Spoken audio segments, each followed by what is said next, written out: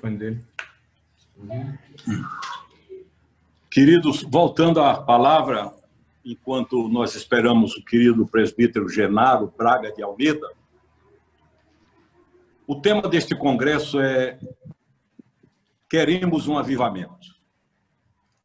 Queremos um avivamento bíblico, que não importe hábitos, que não importe costumes, um avivamento que tenha origem e fonte na Bíblia, que leva uma comunidade a reconhecer seus pecados, a confessar seus pecados, a amar os pecadores, a olhar não apenas para o que Jesus falou, mas por onde ele andou, com quem ele andou, a ter uma visão interpretativa sadia da palavra de Deus, que possa atingir todas as pessoas da comunidade para que ela faça diferença na cidade onde está. Não é uma diferença de movimento. A igreja brasileira hoje corresponde a 40% da população brasileira. A igreja evangélica hoje no Brasil corresponde a 40% e em crescimento. Mas não há diferença na vida da nação, dos líderes. A coisa continua a mesma porque não é o crescimento numérico, e o crescimento numérico pode ser resultado de um avivamento, mas é, sobretudo, um crescimento na imitação de Cristo como Senhor da igreja. E isso significa uma série de coisas que não brota de nós naturalmente. A fidelidade, o amor segundo a palavra de Deus, o compromisso, o olhar as pessoas com compaixão, com misericórdia, olhar para aqueles que sequer simpatizamos, mas entender que há uma diferença entre gostar e amar. Gostar tem a ver com gosto, com sabor, com afinidade. Amar é determinação, é o próprio Senhor que nos ensina isso. E o que se chama de avivamento é essa convergência para a Bíblia, onde surjam testemunhas e onde diminuam os juízes, onde surja o poder libertador do Evangelho e vá diminuindo a capacidade de julgar, de penalizar e de condenar, para que isso faça diferença na cidade. É isso que nós precisamos pedir a Deus, um avivamento verdadeiro, real, bíblico, não animação. Animação qualquer um faz, não apenas ativismo qualquer líder produz, mas um avivamento que venha de dentro para fora e que faça com que cada um de nós entendamos que somos pecadores e que precisamos extremamente da ação graciosa de Deus em nossa vida. Que possamos dar ouvido ao Senhor e não a B, a conversas, a isso e aquilo outro.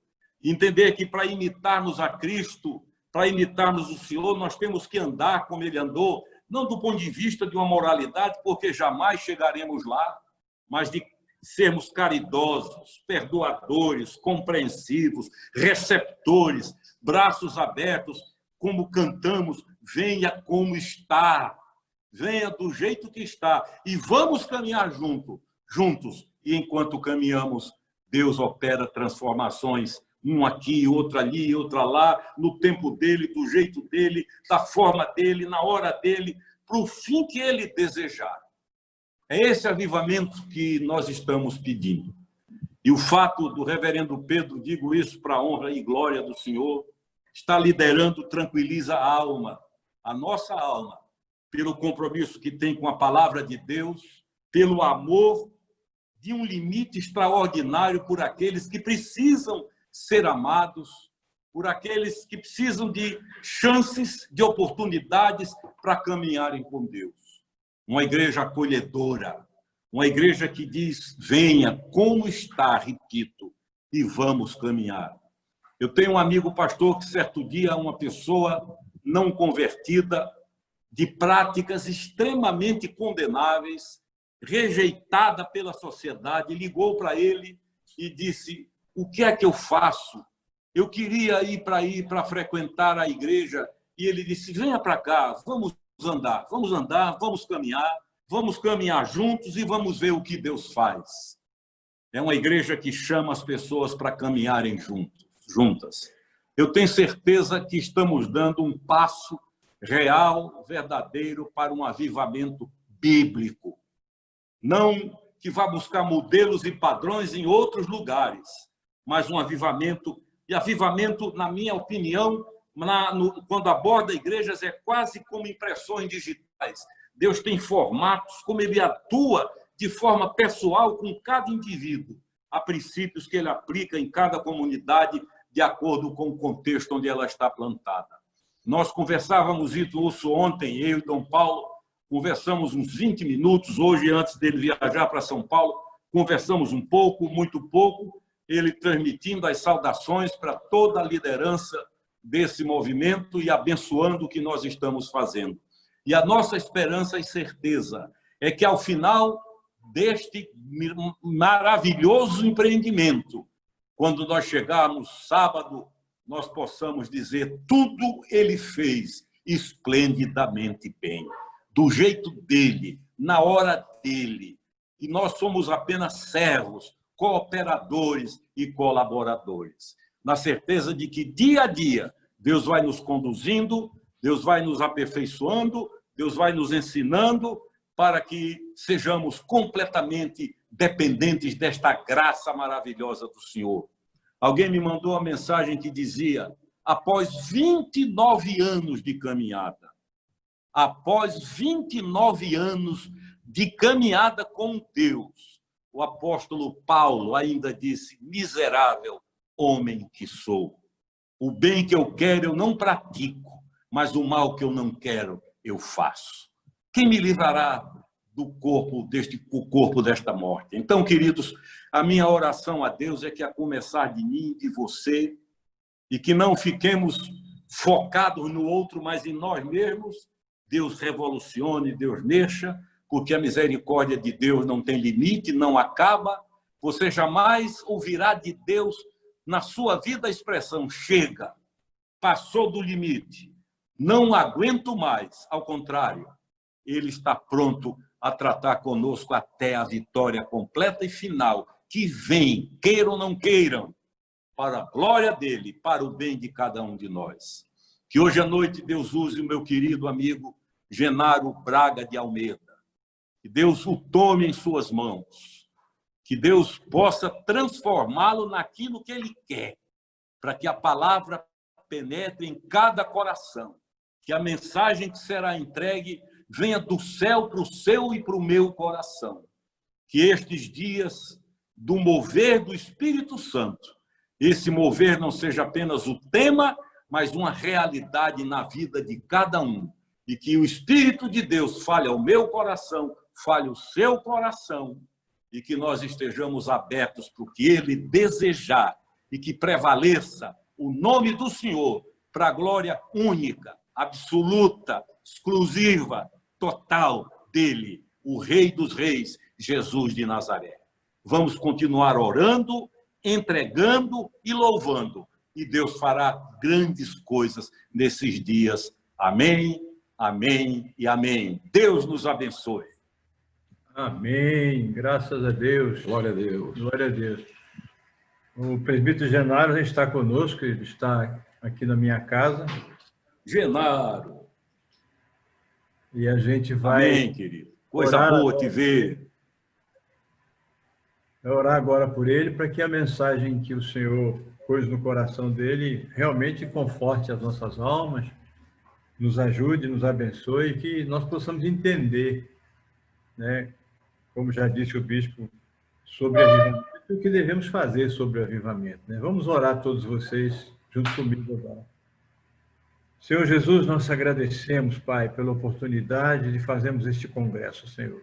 As dificuldades, Pai, que temos e que teremos, Senhor amado, vão sendo sanadas e vão sendo, Senhor amado, com o Teu amor e a Tua bondade e misericórdia, Senhor amado, fazendo com que cada uma delas, Pai, nós possamos transpor.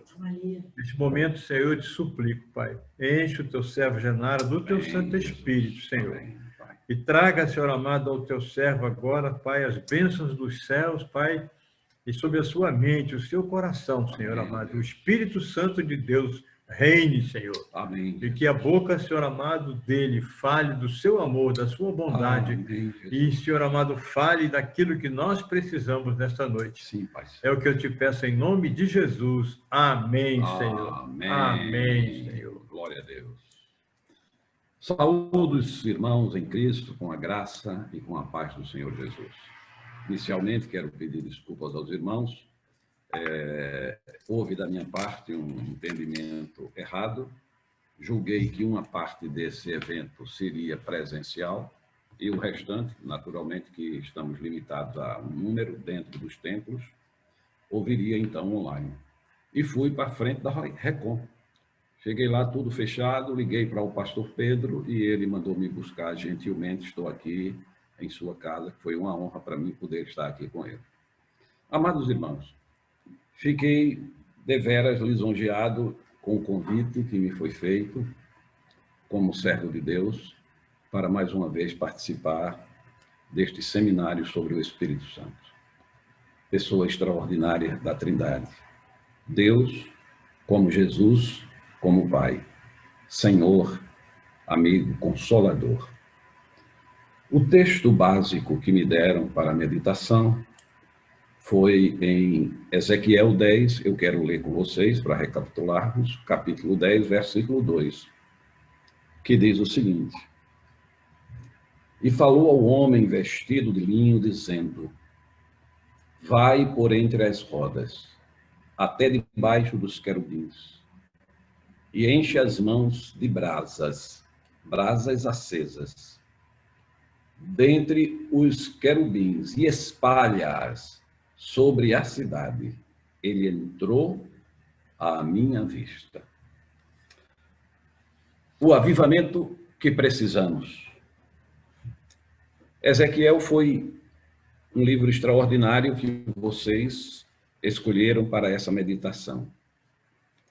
Porque cada um dos profetas maiores tinha algo assim que o identificava. Isaías, não precisa nem dizer, vocês sabem, era chamado profeta messiânico. Jeremias, o sofredor, ele sofria pela impenitência do povo de Israel e era aquele profeta chorão, ele era muito emotivo, muito sensível. E Ezequiel, ele retratou o retorno da glória de Deus ao templo.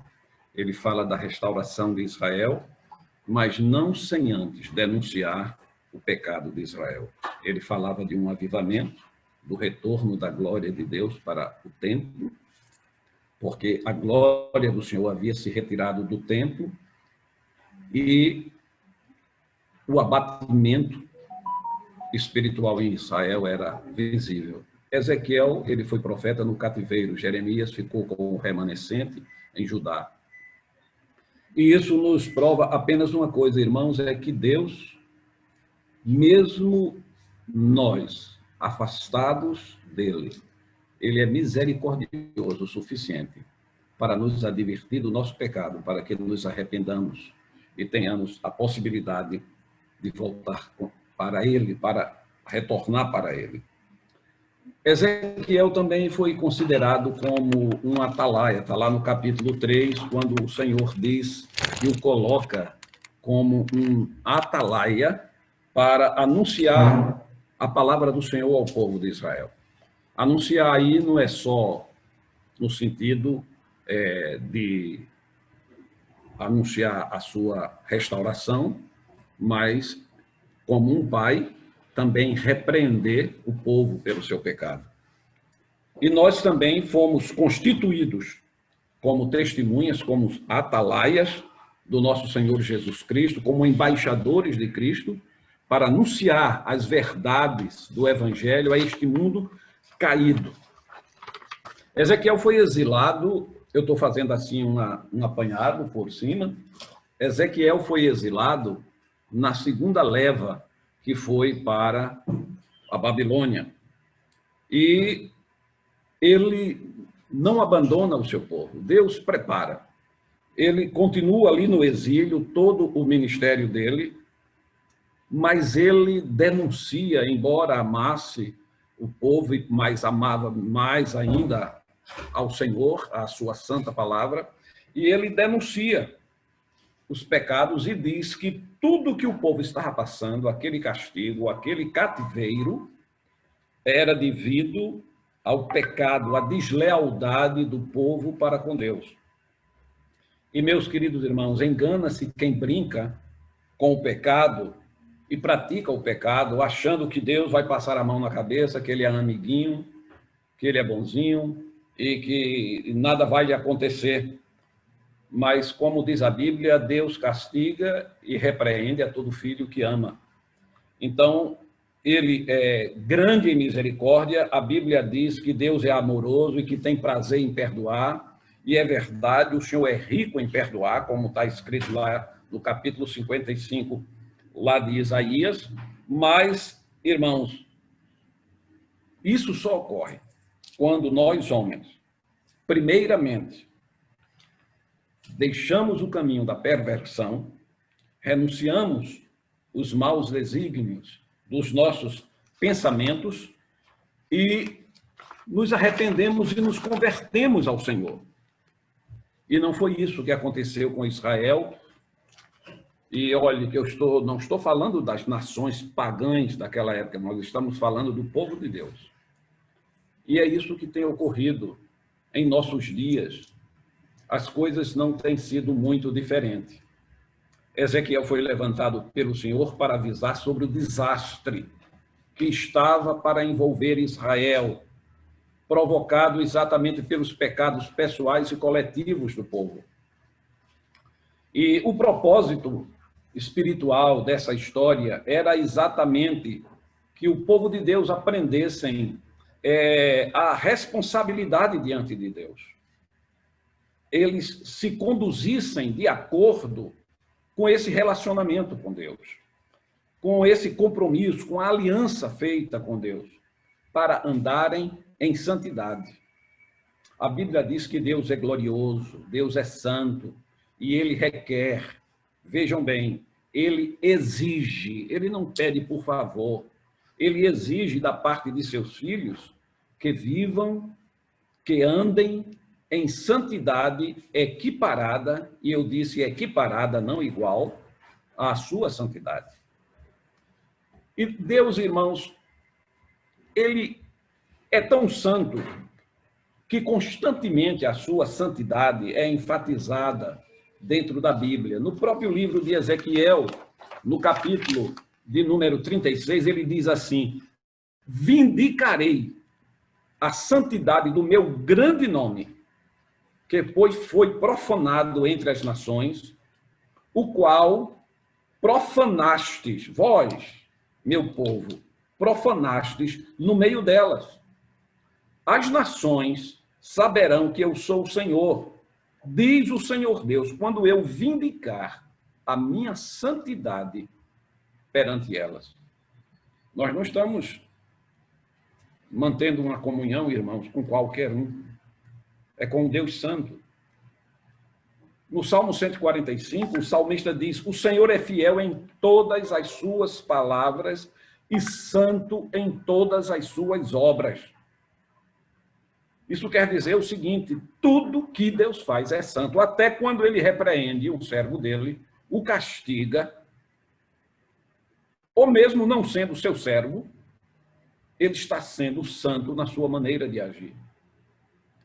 Em Gênesis, quando Deus chamou Abraão, ele aos 99 anos, Deus apareceu a ele e disse: eu sou o Deus Todo-Poderoso. Anda na minha presença e ser santo, perfeito. No livro de Romanos, Paulo escrevendo à igreja lá em Roma, ele diz: a todos os amados de Deus que estais em Roma, chamados para serdes santo. E finalmente em 1 Pedro, só para citar algumas partes da Bíblia, para dar um fundamento nas nossas palavras, a Bíblia diz assim: por isso, Pedro escrevendo à igreja, a nós, irmãos, ele diz: por isso, cingindo o vosso entendimento, sede sóbrios, e esperai inteiramente na graça que vos está sendo trazida na revelação de Jesus Cristo, como filhos da obediência. Não vos amoldeis às paixões que tinhais anteriormente, na vossa ignorância. Pelo contrário, segundo é santo, aquele que vos chamou, tornai-vos santos também vós mesmos, em todo o vosso procedimento, porque escrito está, sede santo, é uma ordem, porque eu sou santo. Santidade ao Senhor, irmãos, é uma condição sine qua non para nós termos comunhão com Deus. Eu acho que o maior patrimônio do crente salvo é a santidade. Alguém pode dizer assim, não, o maior patrimônio nosso é o próprio Deus. Mas o próprio Deus, ele disse que sem santidade ninguém verá o Senhor. Como eu já disse antes, o julgamento de Deus sobre Israel, o seu povo, foi devido à desobediência à sua palavra. O povo estava extremamente, irmãos, desviados do caminho, embora religioso. Aparentemente, aquele povo, antes de Nabucodonosor, eles foram muito advertidos. Eles eram cumpridores das normas da sua religião. Aparentemente, vamos dizer, na linguagem de hoje, eram bons membros de igreja. Obedeciam aos estatutos, às normas. Mas no viver, irmão, na caminhada da vida, estas práticas que eles viviam desagradavam ao Senhor tremendamente e ao Espírito do Senhor. De alguma forma, irmão, nós que eu digo, alguns, não é? Nós estamos, como relatou em sua visão Ezequiel, no capítulo 37, no versículo de 1 a 3, muito conhecido, quando ele fala sobre o vale de ossos secos. Era uma multidão de ossos ressequidos, esbranquiçados, queimados, secos pelo sol. O sol do pecado, vamos usar essa figura. Desconectados uns dos outros. Não passavam de uma grande multidão inútil, mesmo quando surgiram os tendões, a carne, a pele, não tinha serventia alguma na obra de Deus. Representava aquilo ali, irmãos, uma situação espiritual deplorável do povo de Deus, tanto lá em Judá como depois no cativeiro. Aquilo não estava, aquela visão de Ezequiel, do Vale de Ossos Secos, ela não retratava a situação da sociedade pagã daquela época onde eles estavam inseridos. Aquela visão retratava a situação do povo de Deus, né? Dos servos de Deus. Então, isto, figuradamente, hoje, revela a situação da vida de cristãos, de crentes, de pessoas que um dia renderam suas vidas ao Senhor e agora estão vivendo uma vida morna na fé, a ponto de serem vomitados. Como diz o Senhor lá em Apocalipse, à igreja em Laodiceia, disse, assim porque és morno, nem és quente, nem frio, estou a ponto de vomitar-te da minha boca. Ele não disse que tinha vomitado. Ele disse, estou a ponto, porque Deus é longânimo.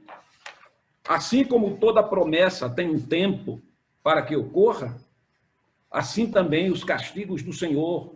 Ele é longânimo, ele é paciente. Agora, saibam todos que Deus não se deixa levar por respeito humano. Ele não faz acepção de pessoas. ele repreende e castiga todo aquele que ama não apenas o neófito na fé, mas também ao mais antigo e experiente dos irmãos em Cristo que proceder contrariamente à sua palavra. Foi isso que ele disse ao mensageiro, ao pastor da igreja em Laodiceia. O avivamento, irmãos, que precisamos, passa indubitavelmente por um compromisso de santidade com Deus. Se queremos um avivamento em nós, precisamos primeiramente nos voltarmos para Deus. O apóstolo Tiago diz assim: chegai-vos a Deus, e ele se chegará a vós. Não é o contrário. O filho pródigo, ele não se desviou porque foi a uma festa e saiu com os amigos e passou 2, 3 dias fora de casa e o pai ficou preocupado com ele e foi atrás, não. Foi deliberadamente. Foi atitude... Parou? Pode continuar. Foi atitude deliberada dele. Se afastou do pai. E o pai esperava que ele voltasse. E foi ele quem tomou a decisão de voltar. Está... Deixa eu perguntar para o cara aqui. Tá normal, pode continuar, pastor. Pode Normal? Ótimo. Eu caí aqui. O pai foi que procurou, esperou o filho, mas foi o filho que decidiu voltar. Por isso, Tiago diz: chegai-vos a Deus, e ele se chegará a vós, não é o contrário.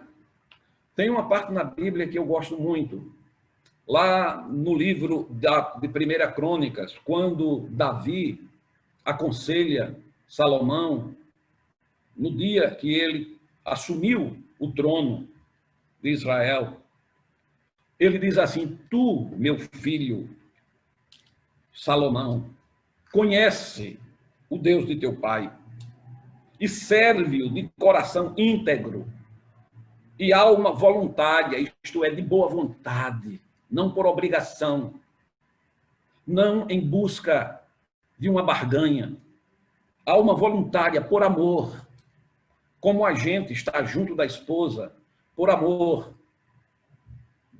Ele continua: porque o Senhor esquadrinha a todos os corações e penetra todos os desígnios do pensamento. O que é que ele está dizendo com isso? Ele conhece a intenção do teu coração.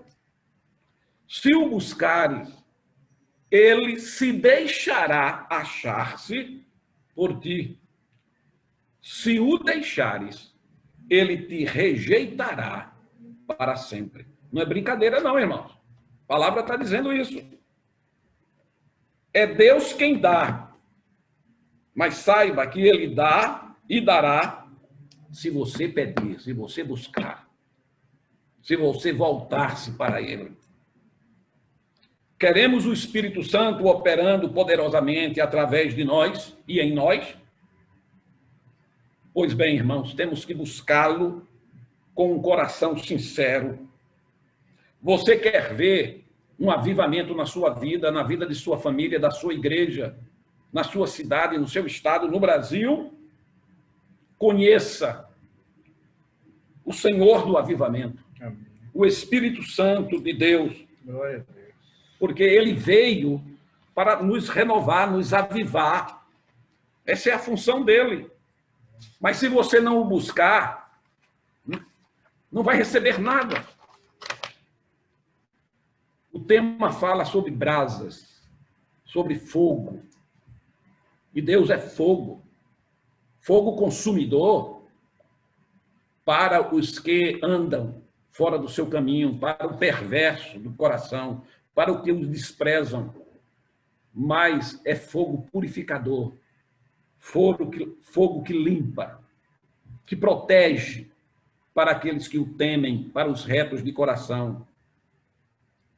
A palavra do Senhor, lá em Jeremias 23, diz que a palavra do Senhor é como fogo e como martelo que esmiuça a penha. E o profeta, ele faz uma pergunta: quem dentre nós habitará com o fogo devorador? E ele mesmo responde dizendo: o que anda em justiça e fala o que é reto, o que despreza o ganho de opressão, o que com um gesto das mãos recusa aceitar suborno, o que tapa os ouvidos para não ouvir falar de homicídios e fecha os olhos para não ver o mal. Ele não está dizendo que você não possa assistir um repórter e ouvir as notícias do dia, que hoje o que mais tem nos repórteres é falando sobre homicídio e feminicídio e tantas coisas horríveis. O que ele está dizendo é que seus ouvidos não estejam abertos para programar algum mal, nem os seus olhos para ver o mal, se deleitar no mal, como alguns fazem dentro da igreja, assistindo filmes pornôs, conversas imorais, piadas indecentes, linguagem obscena. Está praticando o mal. Você pode estar na igreja, ser membro da igreja, ser presbítero, pastor, diácono, acólicos, né? Chama-se acólicos. Pode ser o que você for, mas se você anda nesses caminhos, você está separado de Deus. Amém. Verdade.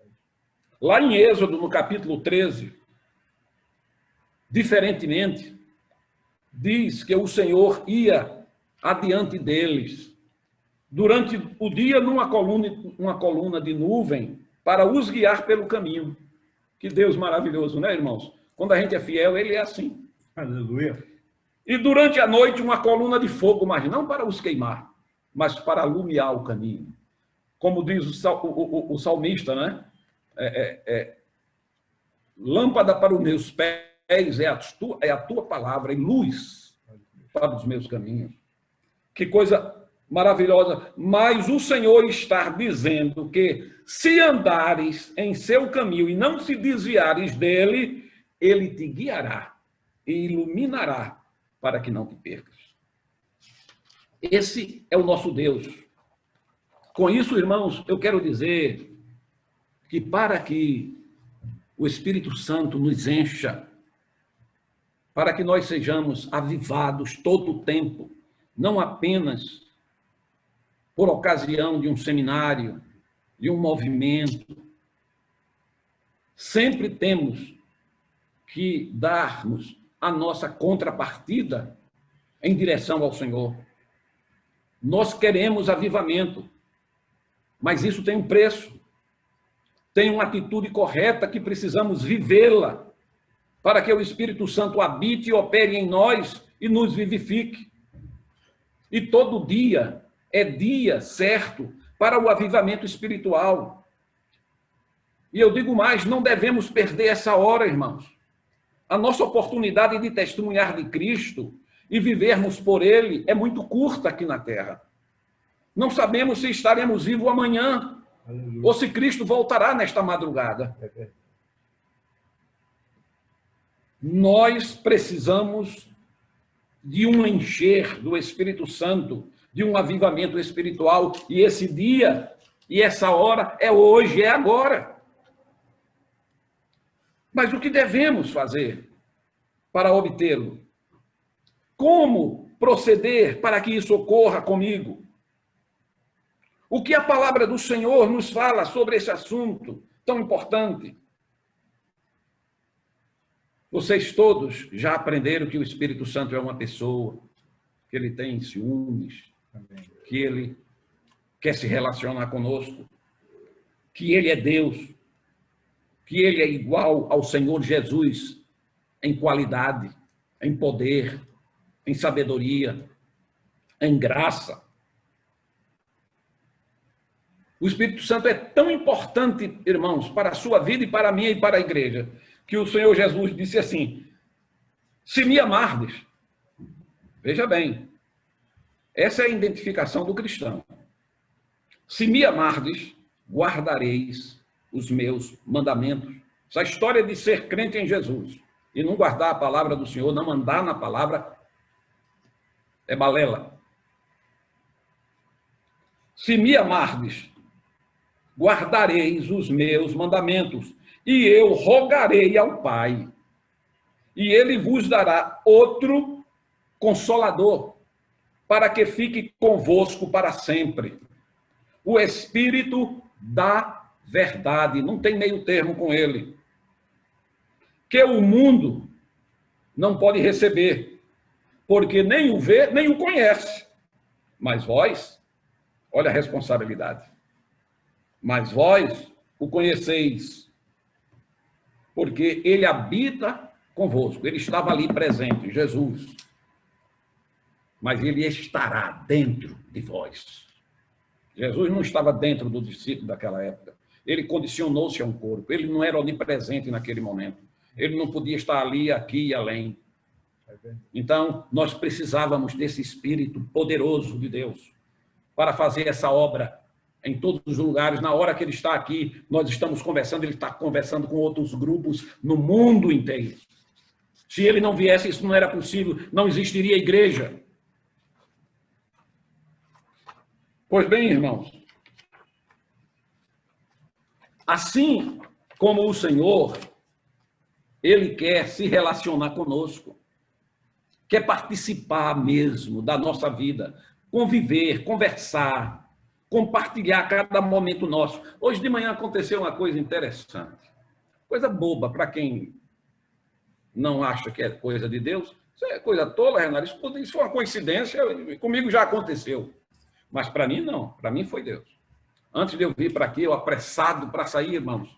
E eu estou fazendo umas coisas lá em casa que a esposa pediu, e quando a mulher pede, a gente tem que obedecer. Aí eu não sei onde eu botei a chave do carro.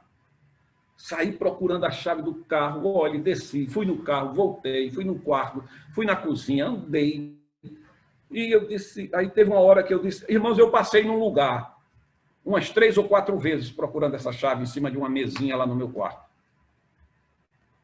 Aí eu disse assim, Jesus, eu não sei onde está não, mas tu sabes. Me mostra essa chave.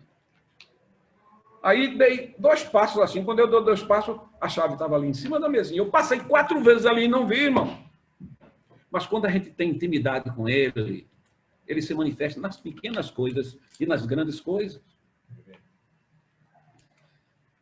Irmãos, ele quer ter essa comunhão, ele quer habitar em nós.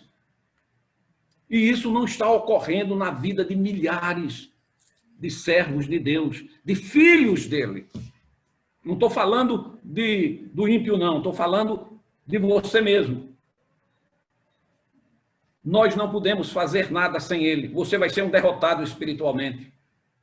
O Senhor Jesus nos disse, se eu não for, o outro Consolador não virá. Esse outro Consolador, ele está dizendo, ele será igual a mim. Agora, tem coisa que eu não tenho como colocar para vocês na situação que eu estou agora como homem. Mas ele, quando ele vir, ele vos ensinará e vos guiará em tudo, desde que vocês guardem as minhas palavras. Porque o que me ama, guarda as minhas palavras. Se alguém me ama, guarda a minha palavra. Então, a primeira coisa, meu querido, para que o avivamento venha na sua vida, na vida de sua família, na sua igreja, é que você deve desejar, com ardor, ser cheio do Espírito Santo. Você deve buscar verdadeiramente o avivamento, não apenas nesse período que nós estamos falando. É uma atitude do homem querer. É por isso que essa palavra, lá em Apocalipse, no capítulo 3, não foi para o ímpio, não. A gente usa essa palavra muitas vezes quando a gente está evangelizando. Quando o Senhor disse assim, eis que estou à porta e bato. Se alguém ouvir a minha voz, tiver ouvidos para ouvir, porque tem muitos que não têm mais ouvidos para ouvir a palavra do Senhor, e abrir a porta, entrarei em sua casa e cearei com ele e ele comigo. Isso é para a igreja, viu? Não é para o ímpio, não. Não há avivamento de fato, irmãos, se o povo que se chama pelo nome do Senhor não buscá-lo de todo o coração. Deus nos concedeu a capacidade de decidirmos, de escolhermos as coisas que desejamos que aconteça conosco. E também decidirmos pelas que não queremos que aconteça conosco. Portanto, e para tanto, sabemos que temos que agir. Quando nós sabemos o que queremos, nós sabemos que temos que agir, que empreendermos esforços, de uma maneira ou de outra, para que as coisas aconteçam. É por isso que o sábio Salomão, lá no capítulo 22 de Provérbios, ele diz assim: o que semear perversidade, colherá perversidade. Mas o que semear o bem, colherá benefícios. Esse desejo, esse esforço que fazemos para alcançá-lo, é o segredo, irmãos, para obtermos o que buscamos. A igreja em Jerusalém desejou obter o avivamento, o poder prometido pelo Senhor lá em Lucas. Ele disse: a promessa do Pai que de mim ouviste, ficai na cidade, até que do alto sejais revestidos. E foi o que a igreja fez. Eles voltaram, depois que o Senhor Jesus subiu aos céus, eles voltaram todos para o cenáculo, e diz a Bíblia que eles perseveraram em oração e súplicas unânimes, ou seja, perseveraram todos em oração, porque todos unanimemente queriam isso, poder, avivamento. Leia-se como poder, avivamento. A maioria dos discípulos, daquelas pessoas, eram de outras cidades, principalmente da Galileia, não eram lá de Jerusalém, não. A espera, segundo a Bíblia, durou cerca de 10 dias. Não foi no outro dia, Jesus subiu para o céu e no outro dia a promessa se cumpriu. Não.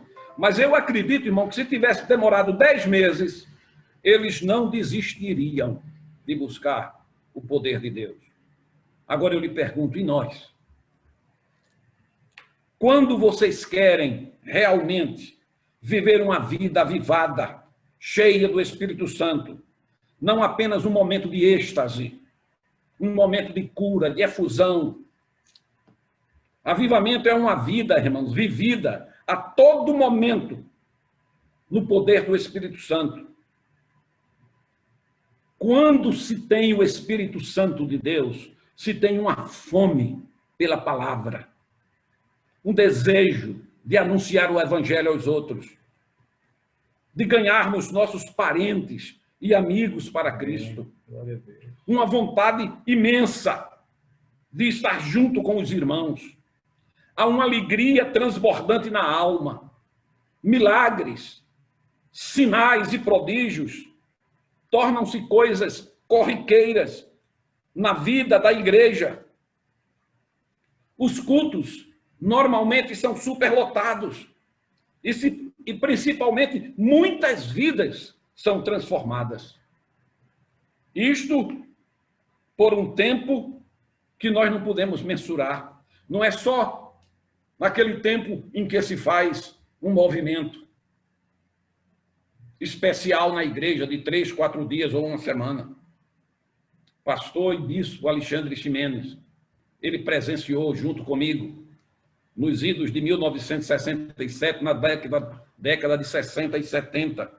Eu vivi isso aqui em Pernambuco, na Paraíba, Campina Grande, João Pessoa. Eu vivi um pouco em Minas Gerais, mas isso ocorreu em todo o Brasil, do Rio Grande do Sul ao Amazonas. Famílias inteiras foram ganhas para Jesus Cristo. Os cultos de oração, irmãos, eram lotados. Tínhamos que chegar cedo para pegar lugar. Havia risos e choros, mas choros de alegria. E quando terminava, ninguém queria sair. Muitas vezes ficávamos até meia-noite na igreja. Qualquer hora do dia, eu me lembro disso. Bispo Alexandre lembra-se disso, na igreja que seu pai foi pastor e depois ele foi pastor também, a igreja não fechava a porta. Qualquer hora do dia você chegava, tinha um grupo lá dentro da igreja orando. Pessoas que estavam intrigadas, sem falar uma com a outra, se reconciliavam. Havia uma fome de ouvir os pregadores da palavra de Deus. Muitos foram despertados para o ministério naquela época. E isso durou vários anos, irmãos. A obra missionária explodiu no Brasil, e o Brasil tem promessa de ser um celeiro missionário. Há várias promessas de Deus, que Deus vai trazer um outro avivamento aqui. Agora eu pergunto, por que diminuiu o fervor? Porque os milagres, os dons estão escassos. Porque a geração subsequente não deram continuidade, deixaram de buscar o Senhor com intensidade, afastaram-se da oração. Quantas igrejas, irmãos, os cultos de oração, o pastor não comparece. O pastor não vai. Ele não dá o exemplo. Afastaram-se da oração, da meditação com temor, da palavra de Deus.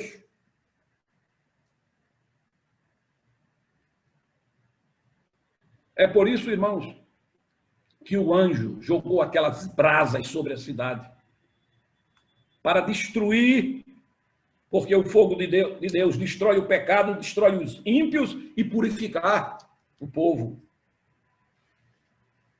Por isso Jeremias dizia assim: invoca-me e responder-te-ei e anunciar-te-ei coisas grandes e ocultas que não sabes. Alguns irmãos estão tirando essa palavra oculta, estão botando firme, mas são coisas que estão ocultas aos olhos dos incrédulos.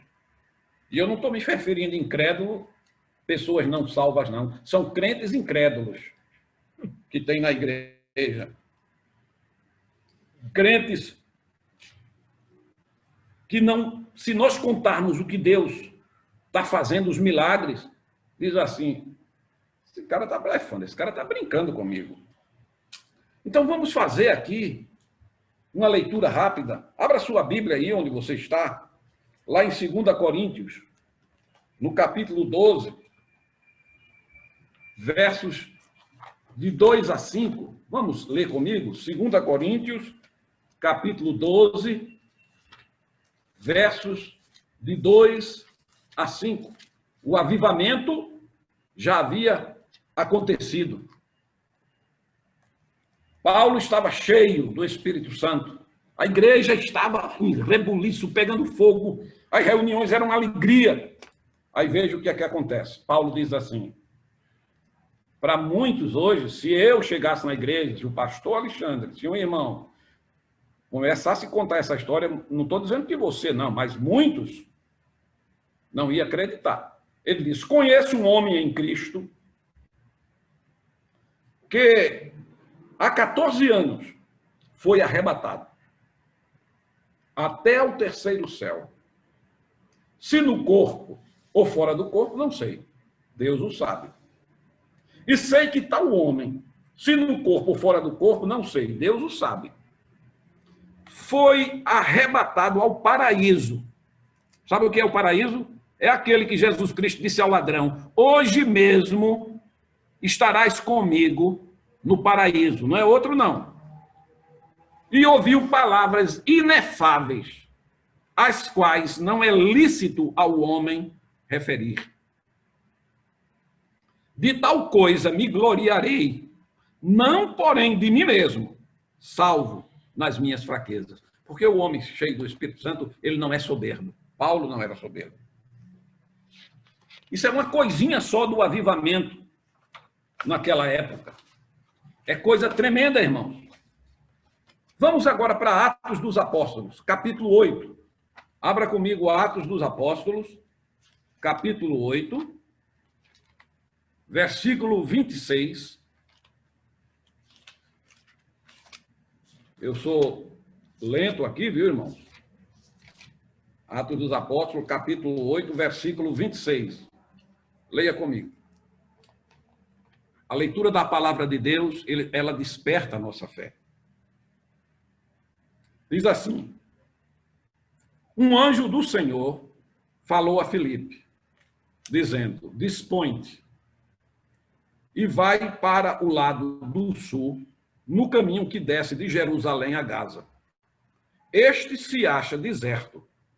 Ele se levantou e foi. Você acredita que um anjo pode falar com você?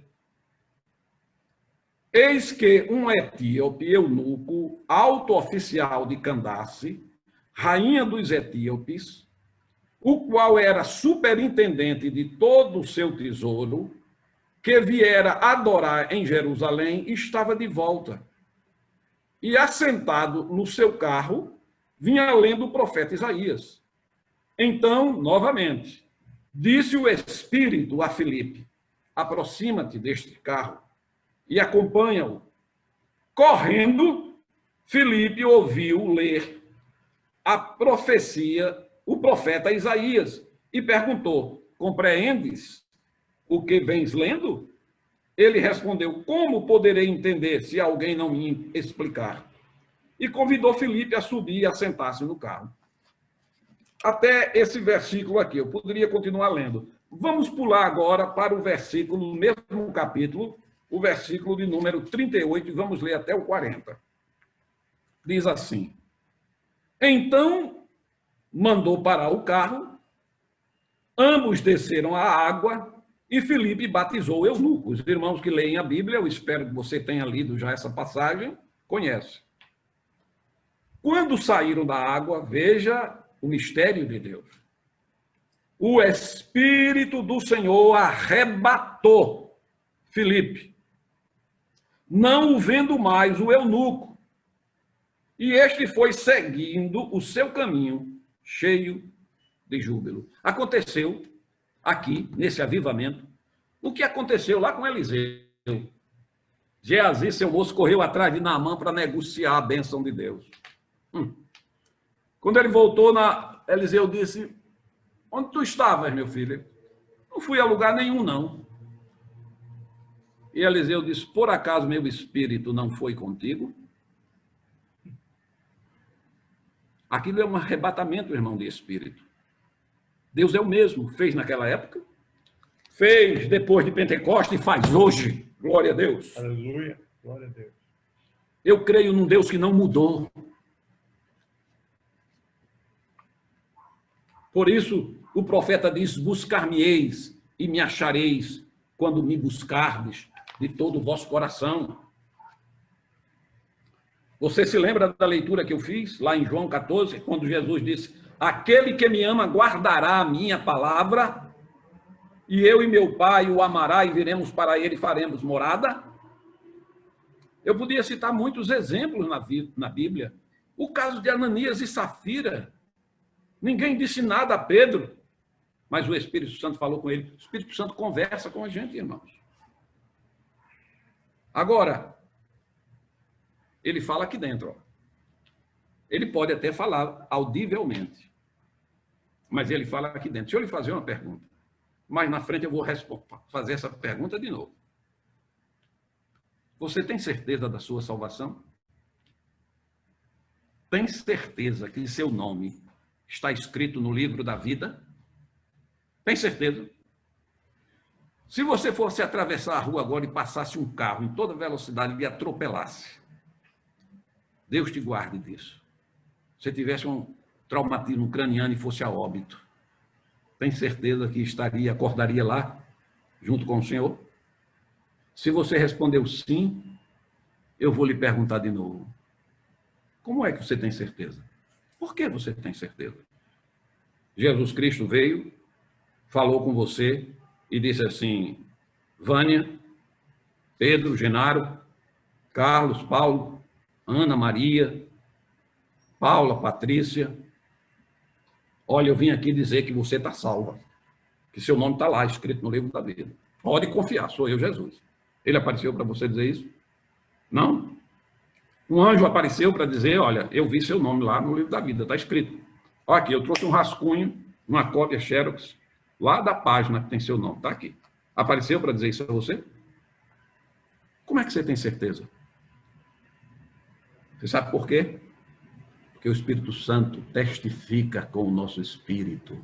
Há um testemunho, ele fala dentro de nós que somos filhos de Deus. Mas ele não só fala só isso, não. Ele fala outras coisas para aqueles que querem viver uma vida avivada, cheia do Espírito. Abraão saiu de Harã, onde foi morar após sair de Ur, lá dos caldeus, seguiu rumo à terra prometida, onde Deus prometeu abençoá-lo. Ele fez isso em obediência ao chamado de Deus. Confiou em Deus. E como ele confiou, ele agiu. Mudar-se, irmãos, não é uma coisa fácil hoje. Imagine naquela época.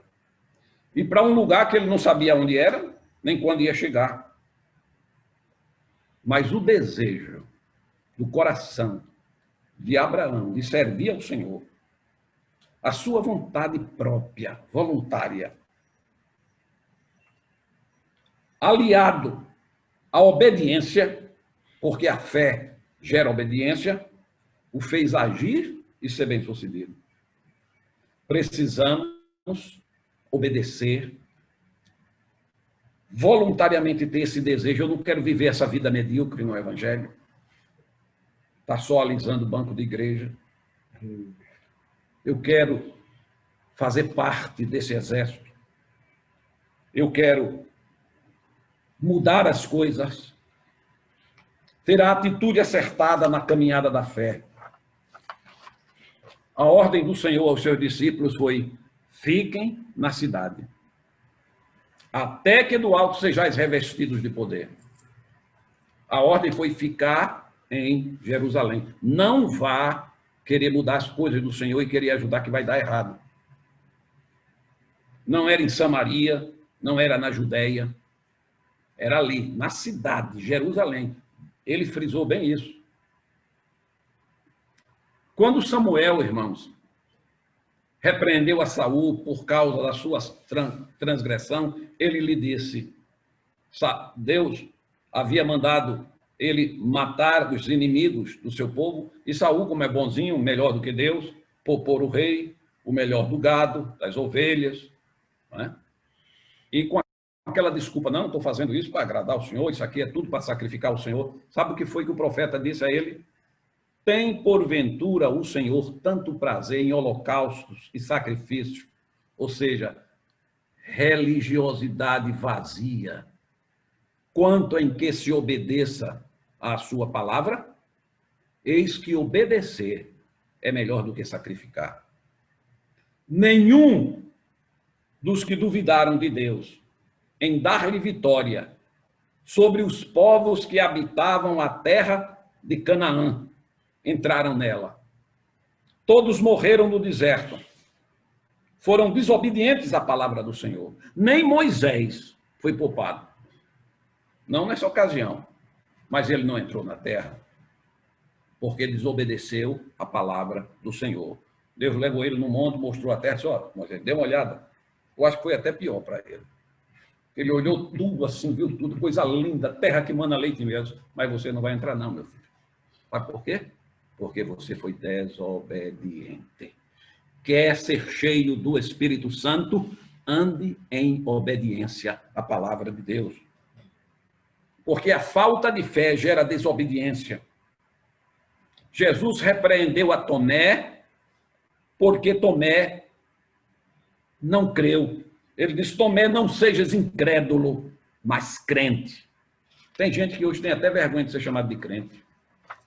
Está na Bíblia, o crente Abraão.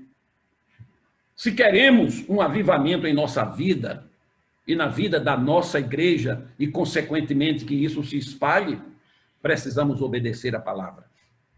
Se não tivermos um desejo santo de ver o poder de Deus em nossas vidas, com sinais e maravilhas, se não formos obedientes em buscarmos e sermos cheios do Espírito Santo, como ordenou o apóstolo Paulo lá em Efésios, enchei-vos do Espírito, jamais veremos o avivamento, irmãos.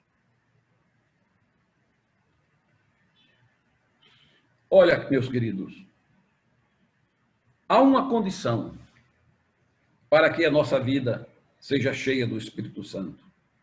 A primeira é o quanto você deseja uma vida santa, guiada, transbordante do Espírito Santo. O Senhor disse lá em Isaías 44, derramarei águas sobre o sedento e torrentes sobre a terra seca. Mas, quero lhe dizer, Deus derramará do seu Espírito sobre aquele que tem sede dele, a terra sedenta, sedenta de água. Água aí é o Espírito Santo. Derramarei água sobre a terra sedenta, aquele que tem sede. A minha alma tem sede de ti, Senhor. Os dons e o poder do Espírito Santo é uma parceria de Deus com os seus filhos. Nós sabemos que tem a parte dele, de Deus, o elemento, a inspiração, mas ele não opera sem a minha correspondência. O Espírito Santo só fará alguma coisa na minha e na sua vida se eu também quiser que ele haja e faça. Paulo diz lá em Romanos, no capítulo 8, que o Espírito Santo nos ajuda em nossas fraquezas. Eu não sou conhecedor do grego, muito menos do hebraico, mas eu sou muito curioso. E quando eu ouço um pastor falar, eu gosto de anotar, e eu anotei aqui o significado desta palavra. Ajudar. O Espírito Santo nos ajuda. É ajudar com firmeza a carregar um peso para algum lugar. Eu estou aqui na casa do meu querido irmão e pastor Pedro. Suponhamos que ele quisesse deslocar essa mesa do local. Ele não pode fazer isso sozinho. Então, ele precisa de uma ajuda. O Espírito Santo, no caso aqui sou eu. Eu vou pegar de um lado, ele pega do outro. Mas ele vai ter que fazer a parte dele. Em 1 Coríntios, o escritor Paulo diz assim, procurai, buscai com zelo, lá no capítulo 14, pode ler no capítulo 14, verso 1, vamos ler? 1 Coríntios 14, verso 1, abra sua Bíblia comigo, vamos nos exercitar aqui. 1 Coríntios 14, o verso 1. Ele diz assim, segui o amor e procurai com zelo, não é de qualquer forma, não, os dons espirituais, mas principalmente que profetizeis. Procurai, buscai com zelo, com devoção, com dedicação, os dons espirituais. Mas você pode me perguntar assim, mas, irmão Genaro, a Bíblia não diz que é o Espírito Santo quem reparte com cada um conforme o que lhe apraz? Sim, é verdade. Mas se você não fizer a sua parte, ele também não faz a dele. Nunca vi o Espírito Santo dar nada dos dons espirituais a quem não crê, e não busca e não procura. Ele não distribui para quem não está buscando, ou só busca quem crê nos dons espirituais. Escrevendo a Timóteo, o apóstolo diz a ele, não te faças, responsabilidade dele, responsabilidade do homem, não te faças negligente. Tem uma versão que diz, não despreze. Negligente, para com o dom que há em ti, o qual te foi concedido mediante profecia e com a imposição das mãos do presbitério. Não te faças negligente. Você pode negligenciar o Espírito de Deus. É interessante. O dom é do Espírito Santo, sim. E eu posso negligenciá-lo? Posso. Porque o Espírito Santo é fraco? Eu posso rejeitá-lo porque ele é fraco? Não. É porque ele determinou, foi ele quem determinou, que não operaria sem a minha voluntária participação. A Bíblia diz lá em Atos que ele pode ser resistido. Você pode resistir ao Espírito Santo. Quantos crentes têm resistido ao Espírito Santo? Ele vem falando ao seu coração através de uma pregação como essa, através da pregação do líder, bispo e pastor Alexandre Ximenes, de pastor Pedro e de outros, através de um irmão, mas você resiste. Você está gostando daquele pecado. E você vai se afastando dele. Vai se afastando. Você vai resistindo ao Espírito. Paulo recomenda aos crentes a não apagar, veja bem, irmão, não apagar o Espírito Santo. Está lá em 1 Timóteo, capítulo 5, verso 9. Isso não significa que você vai desligá-lo e ele vai deixar de existir. Não. Você vai apagá-lo na sua vida. A luz de Deus vai se apagar na sua vida. Se você continuar, quanto mais nesse pecado, resistindo.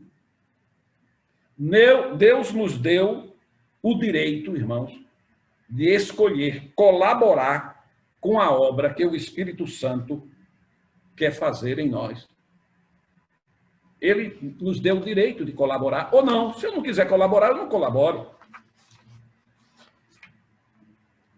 Abra sua Bíblia comigo, na primeira epístola de João, no capítulo 2. Primeira epístola, a primeira carta, não é o Evangelho de João. Primeira epístola. Você vem, passa, Tiago, Hebreus, e vai 1 Pedro, 2 Pedro, e chega em João, capítulo 2, versículo 20 a 27. É um texto que é fácil da gente ouvir. Diz assim: e vós possuís, ora, unção que vem do santo, e todos tendes conhecimento.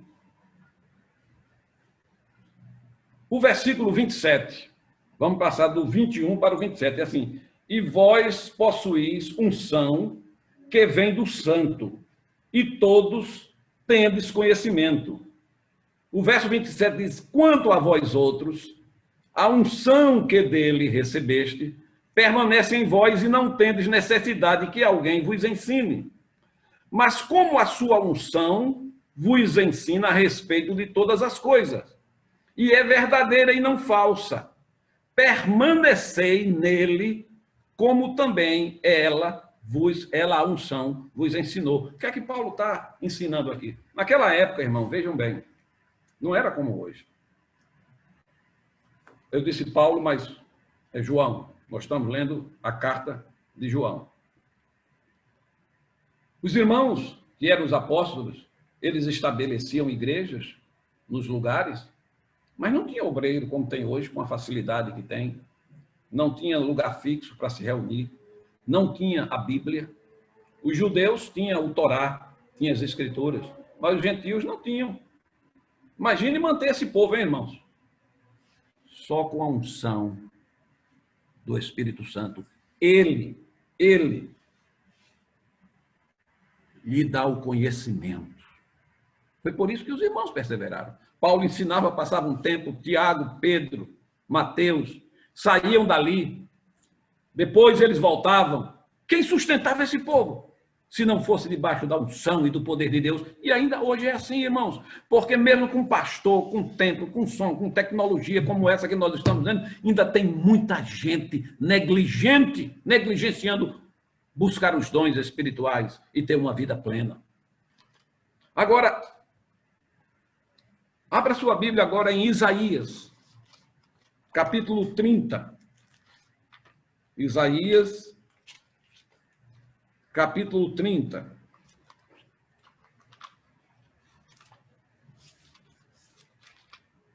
E vamos ler apenas um versículo no capítulo 30. E depois a gente vai para o capítulo 35.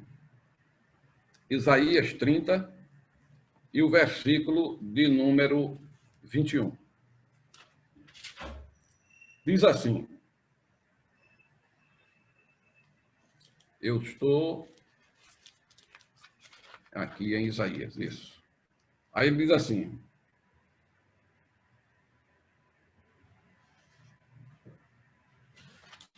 versículo 30, Isaías 30, 21. E terás por contaminado a prata que recobre. Eu estou lendo no lugar errado, irmãos. A citação. 30, 21. Quando te desviares. Leia aí, pastor. Pastor Pedro vai ler. Leia aí, pastor. Quando te desviares para a direita. Isto. E quando te desviares para a esquerda, os teus ouvidos ouvirão atrás de ti uma palavra dizendo: este é o caminho, andai por ele. Você está ouvindo isso, irmãos? O que é que a Bíblia está nos dizendo? Naquela época, a igreja era conhecida como o caminho. E o Senhor, Ele é tão bom que Ele manda um Consolador. Quando você começa a se desviar, há uma voz que fala com você e diz assim: não é por aí. Não é por esse outro caminho. Vá em frente. Siga em frente. Ande no caminho. O Consolador fala conosco. Só que, irmãos, nós estamos nos tornando tão distantes que essa voz, a gente perde ela. Não fica mais audível. Conheço a história de um moço que ele disse assim ao pastor dele: pastor, por que Deus não fala comigo? O senhor diz que fala com o senhor, ele nunca falou comigo. Quando ele disse isso, o Espírito Santo falou com o pastor dele na hora. E disse assim: pergunte a ele por que é que ele se acorda toda noite, às 3 horas da madrugada em ponto. Aí o pastor deu um susto assim, com aquela mensagem interior, e disse assim: meu filho, por que é que você se acorda todas as noites às 3 horas da madrugada? Aí disse: quem lhe disse isso, pastor? Aí o Espírito Santo disse assim para ele, disse para o pastor: pergunte o que é que ele faz. Se ele escuta alguma coisa falando com ele, dentro dele. Ele disse: quando isso ocorre com você, o que é que vem na sua mente na hora? Ele disse: pastor, vem uma coisa me dizendo assim: vá orar. E você, o que é que você faz? Eu viro por outro lado e pego no sono. Sabe o que significa? Ele já não ouvia mais. Ele não sabia mais nem o que era o Espírito Santo falando com ele. Lembra do caso de Samuel? Que o Espírito de Deus chamou e ele não conhecia a voz. Na igreja, servindo, não conhecia a voz do Senhor. Agora vamos para o versículo 8 do capítulo 35. Capítulo 8, do versículo 35. Quem pode ler para mim? E ali haverá bom caminho, caminho que se chamará o caminho santo. O imundo não passará por ele, pois será somente para o seu povo. Quem quer que por ele caminhe, não errará, nem mesmo o louco. Você está ouvindo? Nem o louco. Aqui está falando de pessoas com deficiência mental mesmo. O Espírito Santo guia. Eu já vi pessoas assim na igreja. Na minha igreja, lá em Garanhuns, tem um menino que ele dá salto de todo tamanho. Sai correndo assim de um lado para o outro. Ele tem uma deficiência mental. Mas quando ele se alegra em Deus, ele sai correndo. A gente já sabe, já conhece, e a gente não diz nada com ele. O Espírito Santo, irmãos, nos ajuda em nossas fraquezas. A não interação com o Espírito Santo compromete o que Deus quer fazer em nós e através de nós. A Bíblia diz lá em Isaías, capítulo 63, que o povo de Deus ficaram rebeldes e contristaram. Essa palavra significa aborrecer o Espírito do Senhor. E a Bíblia diz que ele, o Espírito, se lhes tornou por inimigo e ele mesmo pelejou contra eles. Não é tremendo, irmãos? Eles aborreceram tanto o Espírito Santo que o Espírito Santo tornou-se inimigo dele e destruiu. A obra do Espírito Santo, irmãos, na minha e na sua vida, não será intensa a menos que nós correspondamos. Há muitos irmãos sinceros na igreja que ficam reclamando que nunca receberam nenhuma palavra, nenhum dom, embora sejam constantes, perseverantes na obra de Deus. Agora eu lhe pergunto, quem foi que lhe disse que alguém receberá o dom do Espírito Santo sem buscar? Você pode ser frequente na igreja, assistir os cultos, mas se você não buscar, você não recebe. O avivamento espiritual, não apenas um movimento, uma euforia, uma momentânea manifestação ou êxtase,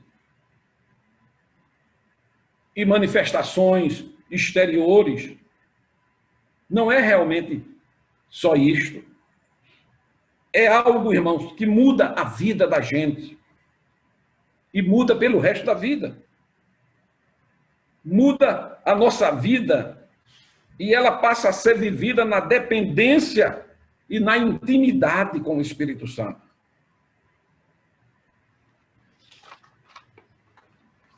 Olha, já estou perto de concluir, meus queridos. Daqui a 1 hora, mais ou menos, a gente termina. Ele fala lá em Ezequiel, no capítulo de número 37, e isso é muito importante, ele fala sobre o rio que sai da casa do Senhor. O Salmo 46 diz que há um rio que alegra a cidade de Deus, o santuário das moradas do Altíssimo. Ezequiel fala desse rio que representa o próprio Espírito Santo. E ele disse que ele estava à margem desse rio, mas em terra seca. Mas Ezequiel era o profeta do Senhor. E ele toma Ezequiel pela mão e diz: homem, entra comigo no rio. E o anjo leva Ezequiel rio adentro, 1000 côvados. 1000 côvados é mais ou menos 500 metros. E quando ele chegou no lugar, ele parou, depois de 1000 côvados, e as águas cobria os tornozelos de Ezequiel. O anjo disse: aqui ainda não está bom, vamos mais à frente. E aí o anjo leva ele mais 1000 côvados, ou seja, mais 500 metros. São 1000 metros, 1 quilômetro. As águas davam no joelho.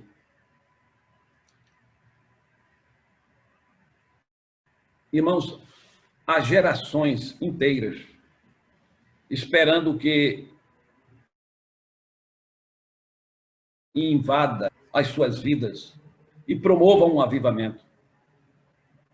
Mas, do outro lado, o Espírito Santo está esperando que você entre no rio. E o anjo pega Ezequiel e caminha mais 1000 côvados, 1.500 metros, 1,5 quilômetro, rio adentro. É muita distância dentro de um rio. E as águas já estavam dando nos seus lombos. Mas acontece que Ezequiel ainda estava com os pés no chão. E quando ele está nos pés do chão, a gente vai para onde a gente quer. A gente comanda. Então, a Bíblia diz que eles entraram mais 1000 côvados. E aí, irmãos, completou 2 quilômetros. E a Bíblia diz que eram águas profundas, que não se podia mais tomar pé. Ou se boiava, ele se deixava por conta do rio, ou se nadava. Não precisava ir mais à frente. Ali estava no lugar certo.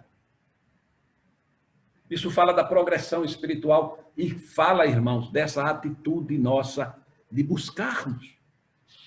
Nós precisamos entrar no rio. Deixar-nos dominar pelo Espírito Santo. Invadir nossas vidas de certa forma que a gente possa afirmar como Paulo. Paulo dizia, já não sou eu mais quem vivo, mas Cristo vive em mim. E a vida que agora vivo, vivo-a pela fé no Filho de Deus. Paulo está falando aqui, irmãos, o que Ezequiel disse ali, uma vida vivida, guiada, levada na comunhão, na intimidade com o Espírito Santo. Isto é o avivamento que nós devemos querer, que nós precisamos. É só corrermos e entrarmos no rio. E fazermos isso, irmãos, sem reserva. Buscar-me-eis e me achareis, quando me buscardes de todo o vosso coração. E depois, irmãos, que se entra neste rio, a ponto de deixar que ele nos envolva completamente, nos conduza, pode-se dizer como Paulo, mas o que era para mim lucro, isto considerei perda por causa de Cristo. Considerei perda por causa de Cristo. Sim, ele diz, deveras, considero tudo. Marido, pai, mãe, faculdade, pós-graduação, doutorado, mestrado, política, dinheiro, negócios, considerei tudo, ele diz, como refúgio por causa da sublimidade do conhecimento de Cristo Jesus, meu Senhor, por amor do qual perdi todas as coisas e as considero como refúgio para ganhar a Cristo. Quer conhecer Jesus mais de perto? Como disse o profeta Oséias, conheçamos e prossigamos em conhecer o Senhor. Tem tanta coisa em Jesus, irmãos, mas só com o Espírito Santo na vida. Quanto mais você o busca e se entrega, mais você estará sob o controle do Senhor. Hoje Deus quer te encher do seu Espírito. Ele quer realmente trazer um avivamento na tua vida. Que nada mais fará sentido sem o domínio dele. Primeiro, para você, é agradar a ele, em primeiro lugar. Glorificar o nome dele. Não é aquela criatura. Não é bens materiais. O seu maior prazer é agradar a Jesus, viver uma vida, agradar a ele. A Bíblia diz lá em Romanos, porque por ele, para ele e dele são todas as coisas. Vamos abrir a Bíblia lá em Romanos para ler isso? Romanos capítulo 11. Eu gosto muito dessa leitura de Romanos. Romanos capítulo 11. Vou concluir com isso. Romanos capítulo 11, a gente vai ler a partir do versículo 33. A partir do versículo 33. Diz assim a palavra do Senhor. Ó profundidade da riqueza, tanto da sabedoria como do conhecimento de Deus. Quão insondáveis são os teus juízos e quão inescrutáveis os seus caminhos. Quem, pois, conheceu a mente do Senhor? Ou quem foi o seu conselheiro? Ou quem primeiro deu a ele para que ele venha a ser restituído? Porque dele, e por meio dele, e para ele, são todas as coisas. A ele, pois, glória eternamente. Amém. Deus nos ajuda, irmãos, para sermos cheios do Espírito Santo. Não tem segredo. É querer e obedecer e praticar. Deixe o homem o seu pecado. Arrependa-se dos seus maus caminhos. Busque o Senhor. E Ele encherá você com o seu Espírito Santo.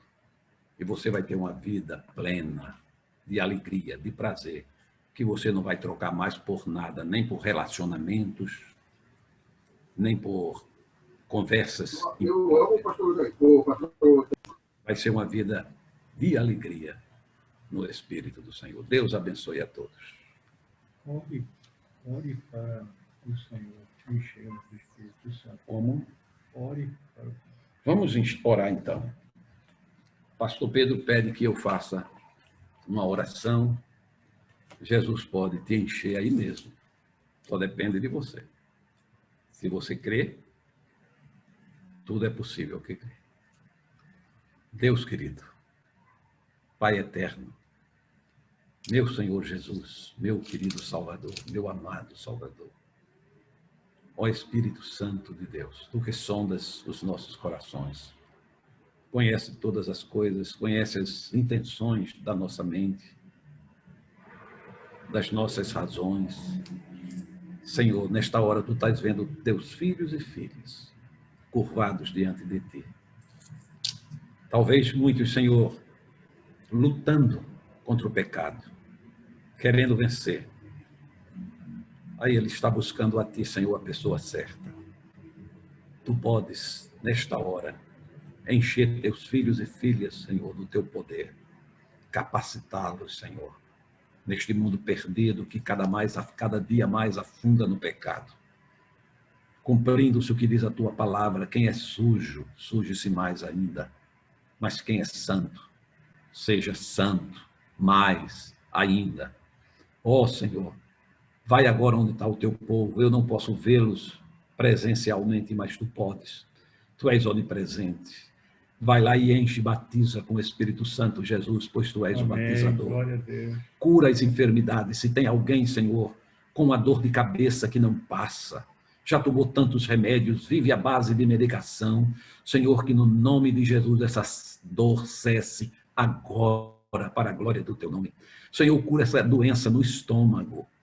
Tem pessoas com problemas no estômago, Jesus, agora essa enfermidade saia no poder do teu nome, aleluia, para a glória do teu nome, Senhor. Glória. Jesus, visita esse casal que está com problema, pensando na separação, desfaz essa obra satânica, paz, e promove a harmonia neste lar.